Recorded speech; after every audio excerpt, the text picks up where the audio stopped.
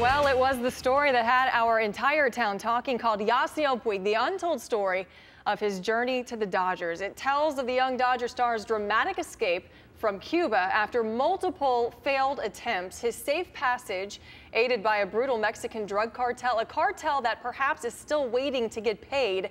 The man who crafted a beautifully nuanced journalistic gem for LA Magazine, Jesse Katz, joins us live in studio tonight. Jesse, thank you so much for being here. It is great to be with you. It's been a wild week. People are just like ravenous for information. The story, I'm just sucking up the information. But this is a story that took you 5 months of travel and research. What was that experience like for you? Yeah, I mean, it's interesting. It's kind of a modern rollout. It's on Twitter. It's online. I don't think we even have the physical magazine yet, but the journalism was really old-fashioned. LA Magazine sent me from California to Arizona to Florida and ultimately to Cuba, where I spent a week poking around in these very remote sugarcane fields to see where Yasiel Puig comes from. This is an escape from Cuba. That it starts with a speedboat ride from Cuba to Mexico, and then weeks holed up in some trashy motel, held hostage essentially, right? Puig with a couple of others that escaped. It sounds like a movie.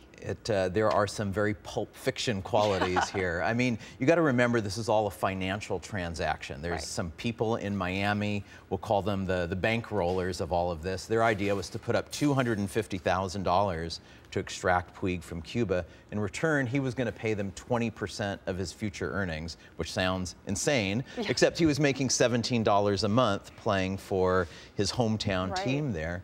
And it may have all worked out if, when the smugglers got him to Mexico, they had been paid that $250,000, but the bankroller didn't have the money. And for 20 some odd days in the summer of 2012, Yasiel was essentially a captive there. And you write that he was in danger. They were threatening his life while they were in that motel. I mean, these are bad dudes, you know. They're in the trafficking business. Just to be clear, the guys who smuggled him, they're Cuban American. These guys are moving stuff across the Caribbean, whether it's drugs or stolen boats or human cargo. Lurking behind them is a drug cartel, a Mexican drug cartel that's charging them essentially a tax, what they call a rite of passage, to just do business on their turf. They just want their money. They want to get rid of the guys that they helped escape, and they want to get out, right? Exactly. What eventually happened, though? Because they never paid up.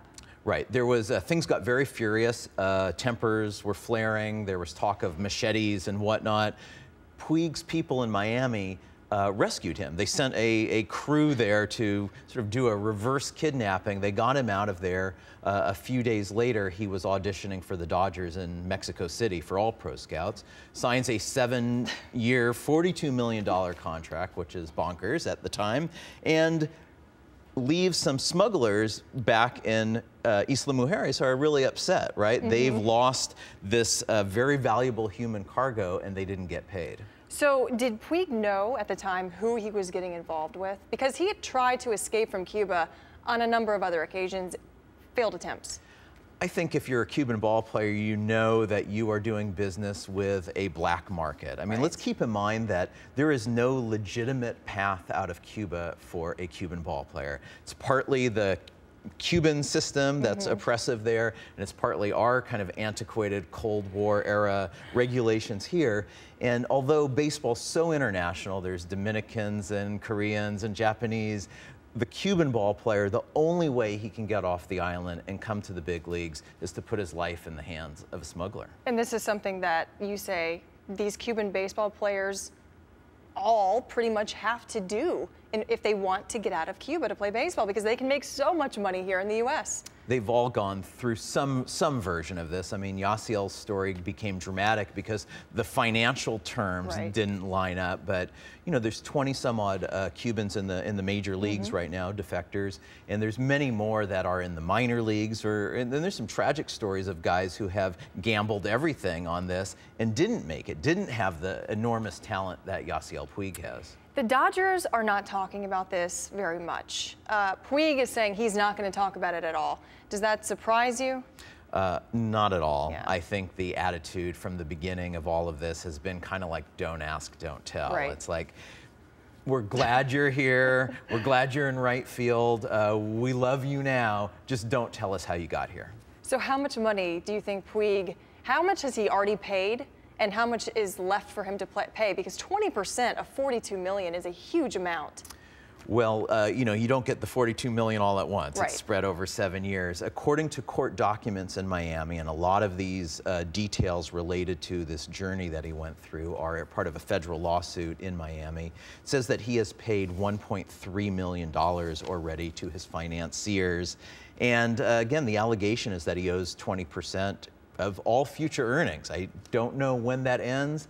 I don't know how you would enforce that. Has this report made you realize more of the type of person that Puig is? I mean, what is your takeaway from this? Because we've seen some of his antics on and off the field, but what do you take away Puig as the person?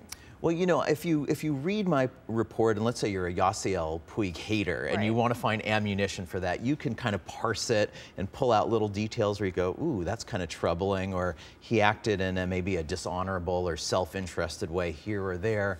But I think the overall impression, and I'm really glad that this is how people have interpreted it, has been much more empathetic. People look at him as a more complex, three-dimensional human being and go, okay, like now I kind of understand more. Maybe missing the cutoff man or driving 110 miles an hour or whatever, you know, his other hijinks are, we kind of go, oh, now I have some context for understanding that. Real quick, yes or no, do you think Puig is still in danger?